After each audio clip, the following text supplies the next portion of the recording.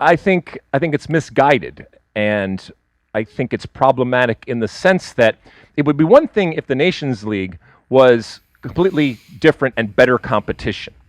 And so we prioritized a tournament, or not even a tournament. We had prioritized games that were going to benefit us more than a Gold Cup competition. But that's not the case. It's the same group of teams that ultimately you come up against.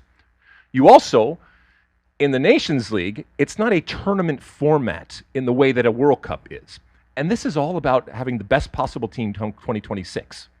And so I understand why it's done, but I think it's problematic in that you are not getting your best players together to actually be in a tournament setting and to play game after game. How many times in this tournament, Mosse, did we say, yeah, but with yellow cards and fatigue, and can you ramp it up again, and playing 120 minutes? Well, those are the type of obstacles and challenges that this team under Greg Berhalter, if he makes it 2026, are going to have to face. And we threw that away and did not give the team the opportunity to experience that. Yeah, everything about the U.S.'s approach to this Gold Cup, it gives off this feeling that they feel like they've outgrown this competition. They have bigger fish to fry. And it is a bit jarring because we've grown accustomed over the last 30 years of the best U.S. players playing in the Gold Cup. The Dempseys, the Donovans, the Altidores, the Ronaldos, the Lalases.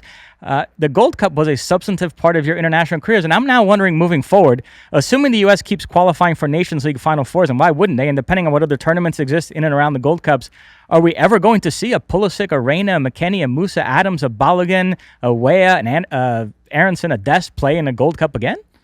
I think it's going to be hard to see it. Now, keep in mind, somebody asked me on Twitter today about the backroom type of negotiations that go on. And it is an absolute art for, in the past it's been Ernie Stewart and Matt Crocker now, and everybody in there to understand the sensitivity and the delicate balance of, like I said, that skill and art of at times negotiating. And it's between the federation, it's between the clubs that these players play for, and it's with the players. And you have to pick and choose the battles that you are willing to fight. And sometimes you have to say, you know what, I'm going to live to fight another day. I'm not going to die on this hill. And maybe the short-term success, you don't put that at the expense of the long-term expense. I would love and would have loved to see the U.S. continue on with all of those players that we were talking about in the Nations League. Ultimately, that is the majority of the team that we are going to see, and hopefully in a positive light, and hopefully fall in love with over these next 3 years. But I understand they need to get rest. But Matt Turner continued on. There were a couple of others that continued on. You like that clip? Well, my State of the Union podcast drops every week. Subscribe now on Apple Podcasts, Spotify, or wherever you get your podcasts.